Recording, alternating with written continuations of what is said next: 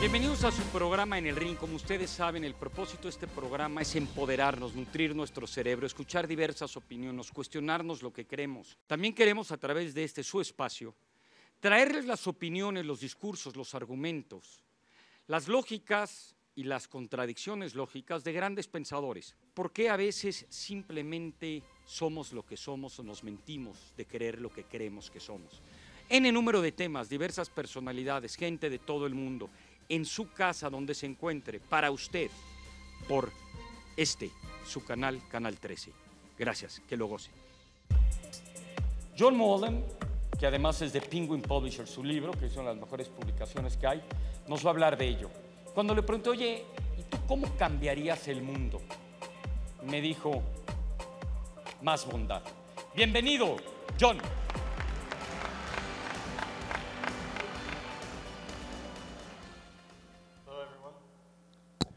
¿Qué tal? Les voy a contar una anécdota y la verdad me da un poco de vergüenza porque comparado con todo lo que hemos oído aquí, en un principio va a sonar trivial o infantil, principalmente porque es una anécdota acerca de un juguete que tiene 100 años de edad. Pero espero que me tengan paciencia porque creo que dentro de esta historia hay una más importante aún, una historia de cómo nuestras ideas sobre la naturaleza pueden cambiar tan rápida y radicalmente, y acerca de cómo ahora en el planeta nuestras ideas y las historias que contamos están cambiando radicalmente nuestra visión de la naturaleza. Esta historia, esta anécdota, se remonta a más de 100 años, en 1902, cuando el presidente de Estados Unidos, Theodore Roosevelt, decidió que necesitaba unas vacaciones.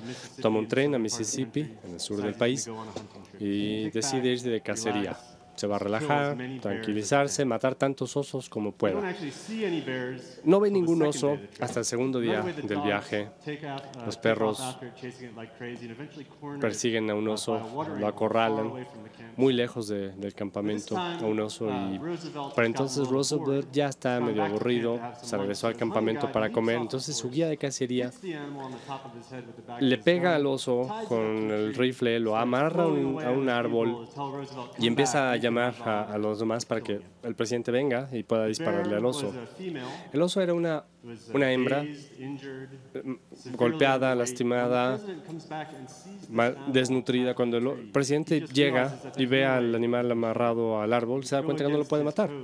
Iría en contra de su código de cazador, de deportista. Un par de días después, una caricatura política inmortaliza este momento. Está el presidente Roosevelt perdonando la vida del oso.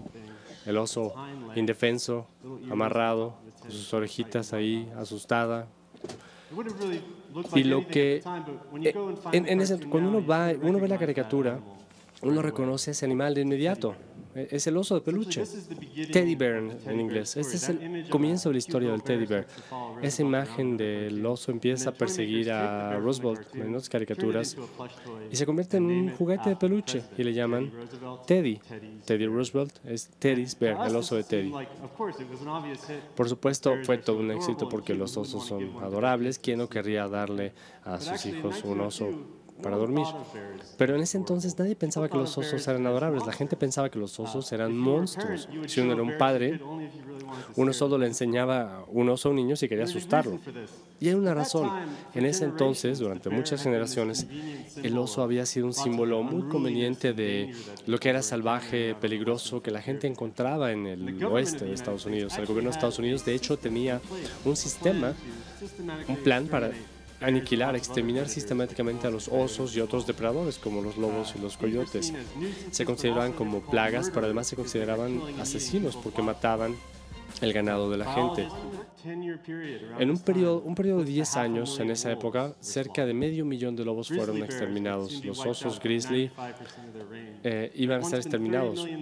Una vez hubo 30 millones de búfalos en Estados Unidos y hay anécdotas de trenes que tenían que detenerse durante 3, 4, 5 horas mientras pasaban ríos vivientes de búfalos que cruzaban las vías. Pero para 1902 probablemente solo quedaban 100 en la naturaleza.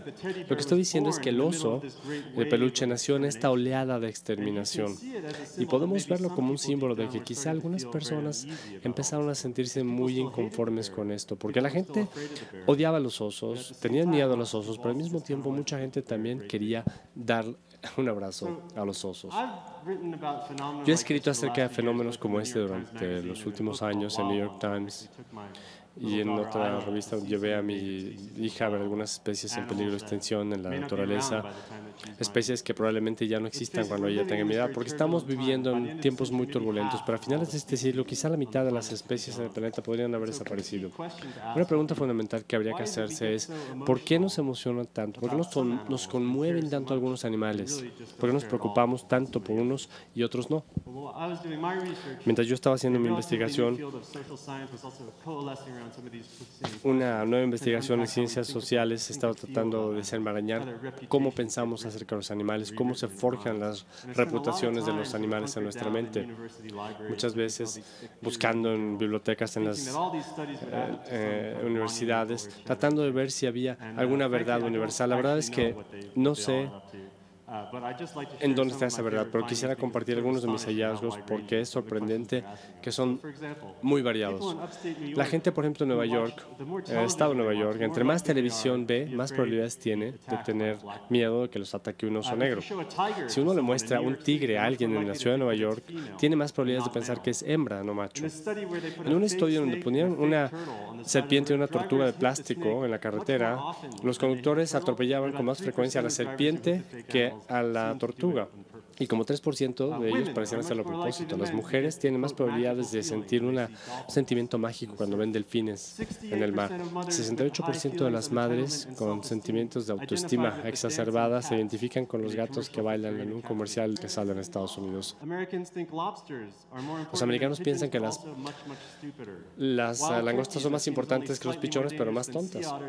Se considera que los pavos salvajes son más peligrosos que las nutrias y que las catarinas son más adorables que los osos panda. Como los animales que parecen tener rostros humanos, que parecen tener cara de bebé con caras tiernas, pero no todo es físico. También hay una dimensión cultural acerca de cómo imaginamos la vida silvestre. Contamos historias acerca de estos animales y como todas las historias van cambiando dependiendo del lugar y el momento en que se cuentan. Pensamos en ese momento en 1902, cuando llegó a la escena el oso de peluche y el oso feroz se convirtió en un juguete. Por un lado, el país se estaba urbanizando. Por primera vez, más estadounidenses vivían en ciudades que en el campo. Había una separación creciente entre la gente y la naturaleza, como un espacio donde podía uno reconsiderar al oso y tener una visión romántica del oso. Solo podemos pensar en la naturaleza como algo puro y adorable, una vez que ya no le tenemos miedo. Y yo he visto este fenómeno una y otra vez en muchos de los estudios que he hecho con diferentes animales en diferentes lugares. Parece que siempre nos atoramos, estamos entre satanizar un animal y odiarlo, pero casi en el momento en que lo hemos hecho empezamos a empatizar con ese animal como indefenso y empezamos a mostrarle compasión. Es decir, ejercemos nuestro poder, pero luego nos sentimos incómodos de lo poderosos que somos. Por ejemplo, esta es una de miles de cartas y dibujos que los niños enviaron al gobierno estadounidense, rogándole al presidente George Bush que protegiera a los osos polares bajo la ley de especies en peligro de Estados Unidos. Esto estaba pasando más o menos en 2006, ¿se acuerdan? Cuando el cambio climático estaba en las noticias y todo el mundo se preocupaba por el oso polar que estaba flotando ahí en un témpano a punto de ahogarse, que se veía todo triste, apachurrado. Estuve viendo como 2 días viendo caricaturas. Esta es mi favorita. Este pobre oso se está ahogando, además se lo está comiendo al mismo tiempo una langosta y un tiburón. Y esta otra carta, este chico Fritz, él tiene la solución al cambio climático, ya tiene la solución. Es una solución basada en etanol. Dice, me siento mal por los osos polares, me caen bien los osos polares. Todo mundo puede utilizar jugo de maíz para los coches de Fritz. Entonces, no es difícil encontrar relatos de hace 200 años de los exploradores árticos que decían, estos osos polares se subían a las lanchas, se los trataban de de comer, hasta le prendían fuego a los osos. Pero estos niños ya no ven así a los osos polares. Ni siquiera los ven como yo los veía cuando crecí en los 80. Todos queríamos la idea de que los osos polares eran brutales y asesinos. Pero vean cómo el cambio climático ha cambiado por completo la reputación de ese animal de nuestra mente. Ha pasado de ser un asesino de hombres sediento de sangre a ser un animal tierno. Cuando lo pensamos, esta es la conclusión de la historia del oso de peluche. Porque entonces el problema era obvio. La gente mataba a los animales a su alrededor, a todos. Ahora, con el cambio climático, el alcance de la sociedad se está expandiendo a todas partes del mundo. Y esto hace que hasta los animales más poderosos, más aislados, más remotos en la Tierra, los osos polares, parecen ser víctimas adorables. Hay una postdata muy extraña a la historia del oso de peluche. Yo sé que mucha gente no la cuenta, pero a mí me encanta contarla. Fue todo un hit el oso de peluche y la cuestión es que la gente pensaba que era como una novedad política. Una vez que Roosevelt dejó la presidencia y llegó el nuevo presidente, pensaron que todo el mundo se iba a olvidar del oso, que era una cuestión de moda. Cuando William Howard Taft, el siguiente presidente, estaba preparándose para asumir la presidencia, los jugueteros estaban en pánico, pensando cuál iba a ser el siguiente juguete. Déjenme contarles qué se les ocurrió. Ese enero, en Atlanta, en Georgia, Taft era el invitado de honor en un banquete. Y en Atlanta le iban a servir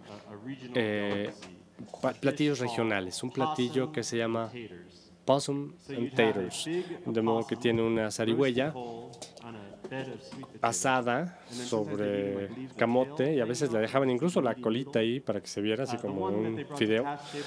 Y el momento que la que le llevaron a la mesa pesaba como 10 kilos. Después de la cena, los jugadores empezaron Taft estaba, obviamente, iba a haber una presentación de un regalo de un grupo de gente que lo apoyaba, y era un juguete, una zarigüeya de peluche. Se supone que iba a ser la respuesta de la presidencia de Taft al oso de peluche de Roosevelt.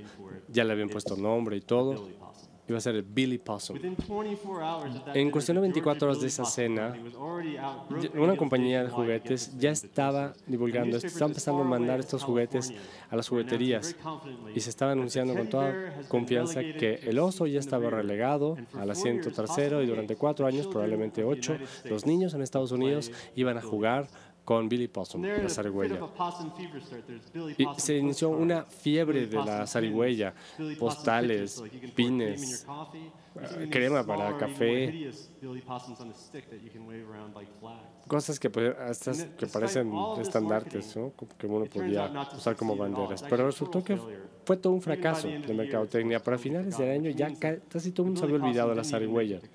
Ni siquiera llegó a Navidad, que es realmente una tragedia especialmente triste para un juguete. Podemos explicar ese fracaso de 2 maneras. La primera es bastante obvia, pero la voy a decir de todas maneras. Una, las zarigüeyas son horribles. Otra razón, quizá más importante, es la historia de Billy Possum. Estaba muy mal, muy equivocada, comparada sobre todo con la historia del oso. A lo largo de la mayor parte de la historia del ser humano, los osos han sido cosas independientes, impresionantes. Pero para 1902, esto ya no era así. El animal que él tenía atado a un árbol estaba representando a todos los osos. Si esos animales vivían o no, estaba en manos de la compasión o la indiferencia de la gente. Eso realmente parece ser muy perturbador acerca de lo que nosotros podemos hacer como seres humanos. Si incluso el destino de un animal como ese estaba en nuestras manos. Más de un siglo después, si prestan ustedes atención a lo que pasa, nos sentimos incómodos más aún que entonces. Vivimos en una era en la que los científicos empiezan a llamar una dependencia en la conservación. Hemos destruido tanto la naturaleza que ya por sí sola no puede sobrevivir. Tenemos que estar ahí arreglando el mundo en torno a esas especies para que puedan sobrevivir. Y eso implica muchísimo trabajo. Actualmente enseñamos a los cóndores a que no se paren en los cables y a las cigüeñas a que migren al sur detrás de los aviones ultralivianos. Estamos monitoreando animales con drones, con aviones no tripulados. En los últimos 150 años hemos pasado de exterminar todo tipo de especies a administrar la microsupervivencia de tantas especies de manera indefinida, hasta el punto que llega a ser absurdo. ¿Cuáles especies? Aquellas sobre las cuales contamos historias que nos mueven, aquellas que pensamos que sí vale la pena que subsistan. Muchos de los personajes que me he encontrado mientras escribía mi libro es que estas historias que contamos a la vida silvestre son muy subjetivas, pueden ser irracionales, pueden ser románticas y no necesariamente tienen que ver con la verdad. Y sin embargo, en una era de dependencia de la conservación, este tipo de historias, incluso las historias como esta, como estos cuentos de hadas infantiles, tienen consecuencias muy reales, porque en una era en donde dependemos de la conservación, cómo nos sintamos nosotros acerca de un animal tiene más que ver con si va a sobrevivir o no, que todo lo que leemos en los libros de ecología. Hoy es importante contar historias, hoy es importante la emoción, para bien o para mal, nuestra imaginación se ha convertido en una fuerza ecológica. Gracias.